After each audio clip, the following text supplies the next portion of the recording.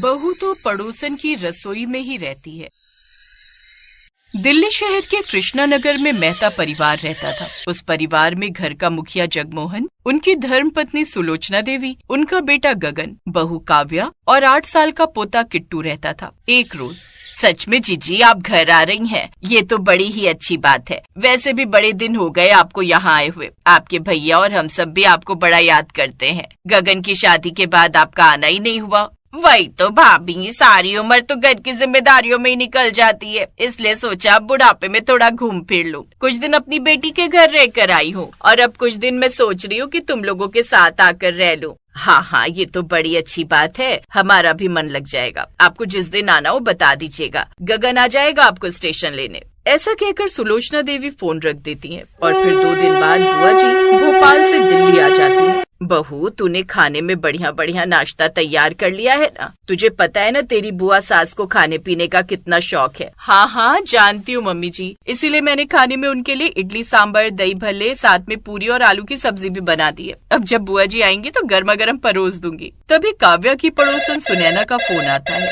हाँ सुनैना जी, अभी? हाँ, कोई बात नहीं, मैं अभी आई। सुनैना फोन रखकर जल्दी से जाने लगती है। अरे कहाँ जा रही है? बस अभी आई। काव्या जल्दी से सुनैना के घर चली जाती है। काव्या, मेरी 2 फ्रेंड्स मेरे घर आ रही हैं लंच के लिए और मेरी तबीयत कुछ खास ठीक नहीं है। तुम एक काम करो ना, उनके लिए लंच बना दोगी? ले, इसमें प्लीज कहने की क्या बात है सुनैना जी, इतना तो मैं आपके लिए कर ही सकती हूँ ना। अब काव्या उसकी रसोई में जाकर खाना बनाने लगती है। उधर घर पर गगन बुआ सास को लेकर घर लौटता है। आओ जीजी, कैसी हो? मुरझाई हुई क्यों लग रही हो? मैं ठीक हूँ भाभी, बस ट्रेन से आई हूँ तो सफर में थोड़ी थकावट हो गई, और सच कहूँ तो तुम तो जानती हो कि जब तक पेट में कुछ ना जाए तब तक मैं ऐसी मुरझाई हुई लगती हूँ। अरे तो आप जल्दी से हाथ मुंह धो लीजिए, मैं जल्दी से खाना लगा देती हूँ। भाभी, अभी भी तुम ही खाना लगाती रहोगी? अरे अब तो बहू आ गई है, उससे बोलो, वो भी कुछ करेगी। अब वो बहू अभी किसी काम से बाहर गई है, सब उसी ने बनाकर तैयार किया है, मुझे तो बस परोसना है।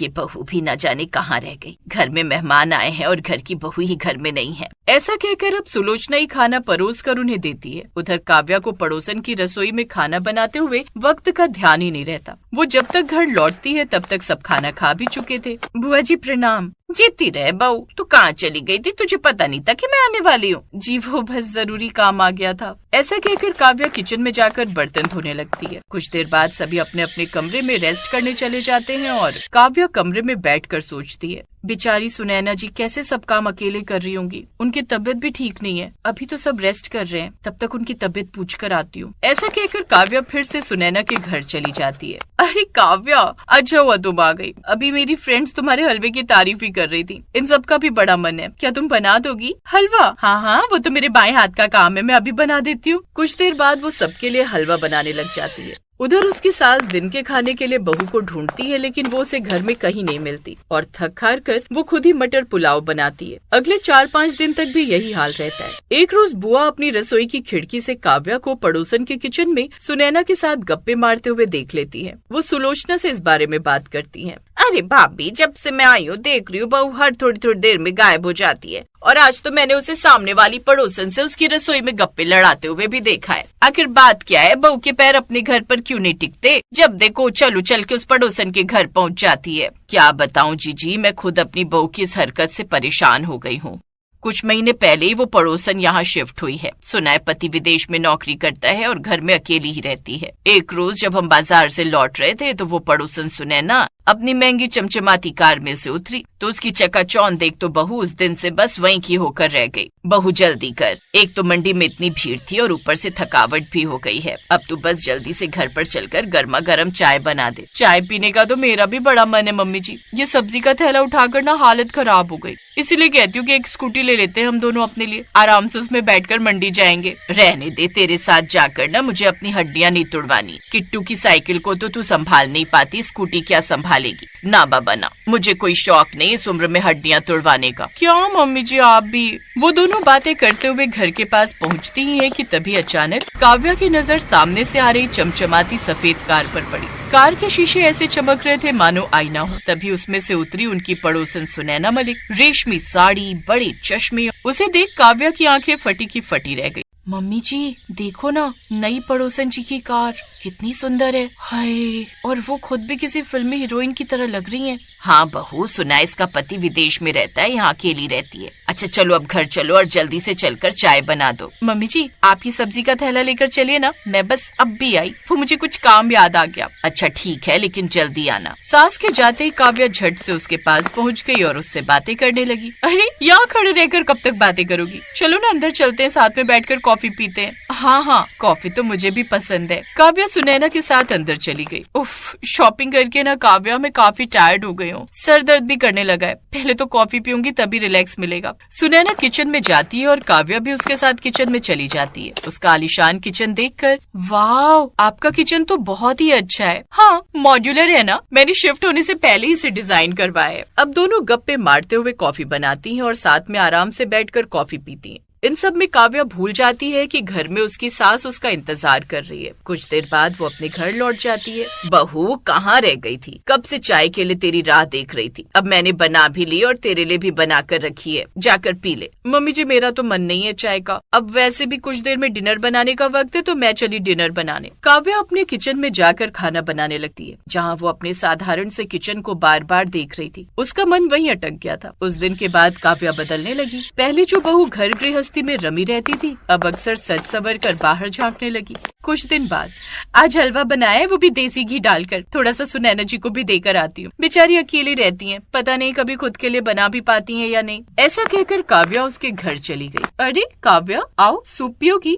हाँ सुनैना जी, वैसे मैं आपके लिए ये हलवा बनाकर लाई हूँ। Oh thank you. वैसे सूप तुम बना दो ना, वो क्या रोज अपने हाथ का सूप बनाकर पीती हूँ ना, तो वो भी अच्छा नहीं लगता। अब काव्या उसकी रसोई में जाकर सूप बनाने लगती है। ऐसे ही कुछ दिन बीत जाते हैं। काव्या घर पर कम और पड़ोसन के यहाँ ज्यादा रहने लगती है। बहू आजकल तुम्हें घर की जरा भी फिक्र नहीं रहती, जब देखो उस पड़ोसन के यहाँ रहती हो। मम्मी जी बस थोड़ी देर तो जाती हूँ, अब आसपास और कोई मेरी उम्र की तो है नहीं, एक वही है मेरी फ्रेंड। अब थोड़ी देर उसके साथ हंस बोल लेती हूँ तो क्या ही हो गया। बस उस दिन से उसका मन वहीं अटक कर रह गया। और सच कहूँ तो अब बहू को मैंने टोकना ही बंद कर दिया, ये सोचकर कि एक दिन उसकी अकल खुद ही ठिकाने आ जाएगी। कुछ देर बाद काव्या वापस आ जाती है। बुआ सास भी काव्या को समझाने की कोशिश करती हैं, पर अभी भी वो कुछ न कुछ देर बाद उसके घर चली जाती। फिर एक दिन, काव्या कल मेरे घर एक पार्टी है, कुछ गेस्ट आ रहे हैं मेरे, तुम भी टाइम से आ जाना, थोड़ी किचन में भी हेल्प हो जाएगी। हाँ आप टेंशन मत लो, मैं हूँ ना, मैं आपकी पूरी हेल्प करूंगी। अगले दिन काव्या तैयार होकर टाइम से पार्टी में आ जाती है और आते ही किचन संभाल लेती है। वो सभी गेस्ट का अच्छे से ध्यान रखती है, उन्हें कुछ न कुछ सर्व करती है। ये वाले स्नैक्स ट्राई कीजिए, ये बाकी स्नैक्स से डिफरेंट हैं। ओह थैंक्स। कुछ देर बाद सुनैना की एक गेस्ट उससे पूछती है, ये कौन है जो सभी गेस्ट को स्नैक्स सर्व कर रही है? ये मेरी असिस्टेंट है। यू नो अब तुम तो जानती हो मैं कितनी रिच हूँ, और ये असिस्टेंट रखना मेरे लिए कोई बड़ी बात नहीं है। काव्या उनकी ये बातें सुन लेती है और उसे ये सुनकर बड़ा बुरा लगता है। तभी उसकी सास और बुआ सास भी वहाँ आ जाती हैं। सुनैना जी, मैंने तो आपकी हमेशा अपना दोस्त समझकर मदद की है, मैं नहीं जानती थी कि आप मुझे अपनी असिस्टेंट समझती हैं। देखा बहू, जिसे तू अपनी दोस्त समझती थी असल में वो तो तुझे अपनी असिस्टेंट समझती है। फिर सुनैना भी अपनी नजरें झुका लेती है। उस रात काव्या चुपचाप घर लौट आती है। घर आकर सबसे माफी मांगती है। मम्मी जी मुझसे बहुत बड़ी गलती हो गई। बेटा चमक बाहर की होती है, घर की रोशनी दिल से आती है। अब जो हुआ उसे भूल जा, अब सब ठीक हो जाएगा। अगले दिन से काव्या ने सुनैना के घर जाना बंद कर दिया। अब उसने अपने घर को सजाया, लेकिन पैसों से नहीं प्यार से। दूसरों की चमकती जिंदगी अक्सर सिर्फ दिखावा होती है। अपना घर, अपने लोग, यही असली दौलत।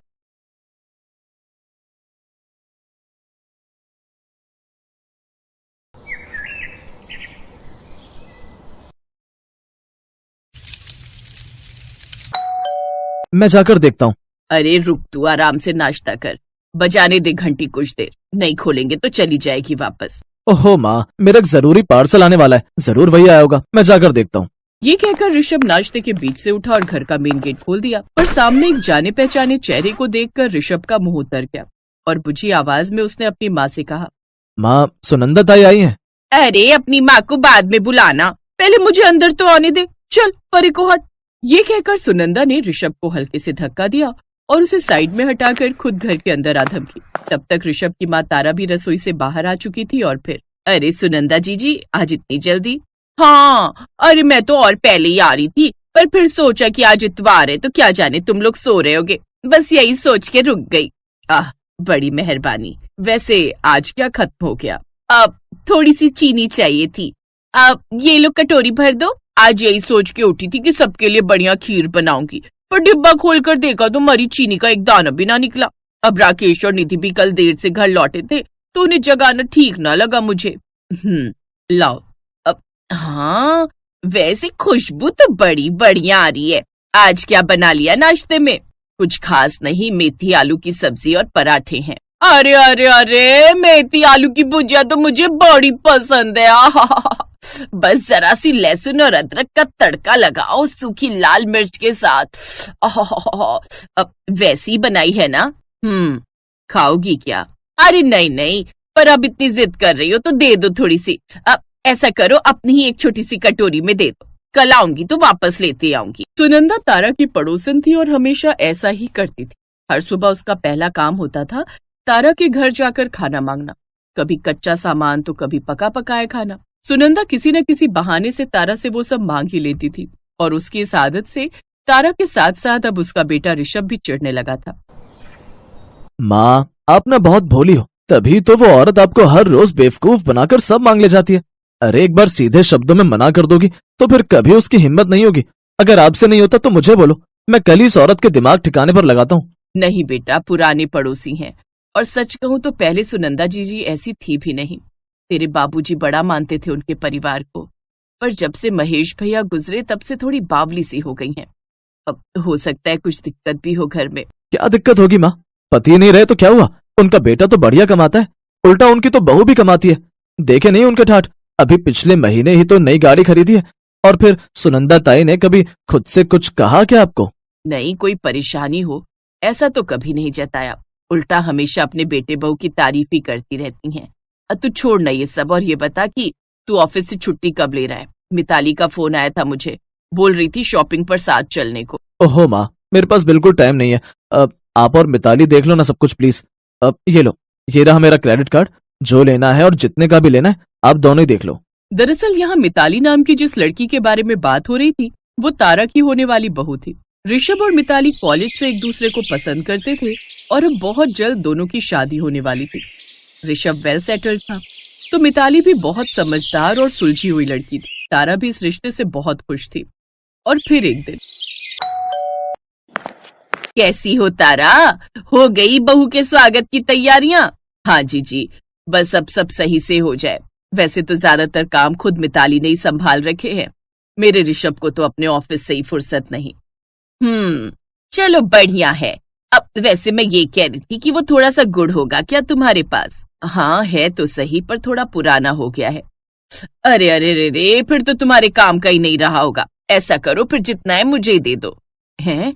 पर आप क्या करोगी उससे? सुनंदा वैसे थी तो तारा की पड़ोसन, लेकिन तारा ने उसे हमेशा अपनी बड़ी बहन की तरह समझा था।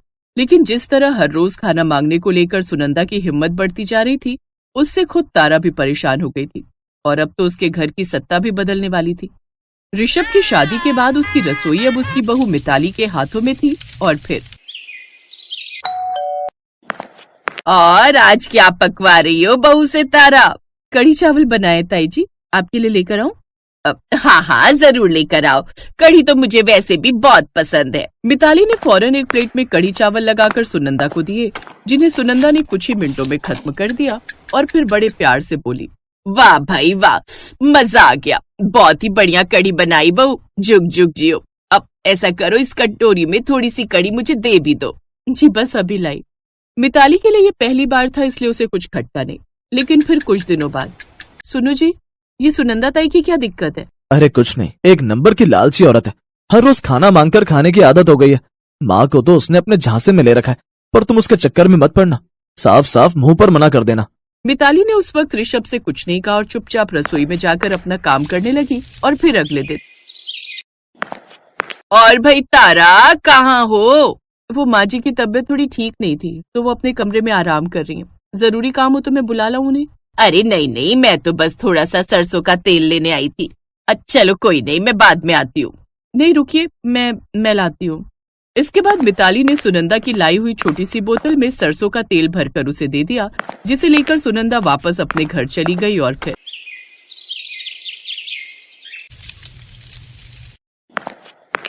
ये देखो, ये बुढ़िया फिर कहीं से कुछ मांग कर ले आई। ओ गॉड, इसने तो नाक कटा रखी है हमारी। मांगू नहीं तो और क्या करूं? तुम लोग तो मुझे कुछ देते नहीं, ना खाना और ना ही राशन। हाँ तो जीवन भर का ठेका ले रखा है क्या तुम्हारा? अरे रहने की जगह दे रखी है, वो कम है क्या? भूलो मत, तुम्हारे पति ने जीवन भर जो कमाया वो अपनी बीमारी पर खर्च करवा कर चले गए। अब यहाँ जो कुछ भी है वो मेरा और मेरे पति का है। और मैं कुछ नहीं लगती तुम्हारी राकेश। बोल बेटा। अब मैं क्या कहूँ माँ, मेरा कहना तुम सुनती कहो। कब से कह रहा हूँ छोड़ आता हूँ तुम्हें किसी अच्छे वृद्धाश्रम में, वहाँ तुम भी खुश और यहाँ हम भी खुश। लेकिन तुम्हें तो मेरी बात समझ में नहीं आती है ना। हाँ बेटा, तू सही कह रहा है। शायद मेरे ही समझने में गलती हो गई। मोहल्ले में तुम लोगों की इज्जत बनी रहे इसके लिए कभी किसी से कुछ नहीं कहा, लेकिन अब लगता है कि तू ही सही है। अब जब बहू ने ही कह दिया है कि ये घर मेरा नहीं, तो फिर आप हमारे साथ रहेंगी जीजी, हमारे घर में, जो आज से आपका भी है। तारा, तुम? हाँ जीजी, बहुत अच्छा हुआ जो मिताली के कहने पर मैं उसके साथ तुम्हारे पीछे पीछे चली आई। क्यों जीजी, क्यों कभी कुछ नहीं बताया? क्या बताती तारा कि मेरे खुद के बेटे को मेरी परवाह नहीं। मेरी बहू मुझे एक वक्त का खाना तक नहीं पूछती, आस पड़ोस से मांग मांग कर गुजारा चला रही हो। ये कैसे बताती तुम्हें, और किस मुंह से बताती? कसूर तो आखिर मेरी परवरिश का ही है ना। नहीं ताई जी, कसूर आपका नहीं, बल्कि जिसका है वक्त उसे उसकी सजा जरूर देगा। अभी आप हमारे साथ चलिए, आज से आप हमारे साथ रहेंगी। मैं आपको खाना खिलाऊंगी अपने हाथों से बनाकर। नहीं बेटा, मैं ऐसा नहीं कर सकती। मैं तुम लोगों पर कैसे बोझ बन जाऊं? और ऋषभ, वो क्या कहेगा? उन्हें मैं समझा लूंगी ताई जी, आप बिल्कुल चिंता मत कीजिए। बस अपनी बहू पर भरोसा रखिए और चलिए मेरे साथ। ये कहकर मिताली ने सुनंदा को गले से लगा लिया और सुनंदा में अब उसे ना कहने की हिम्मत नहीं। उसने एक बार भी पलटकर अपने बेटे बहू की तरफ नहीं देखा और मिताली और तारा के साथ चल दी, अपनी बची हुई जिंदगी को अपने आत्मसम्मान के साथ जीने के लिए।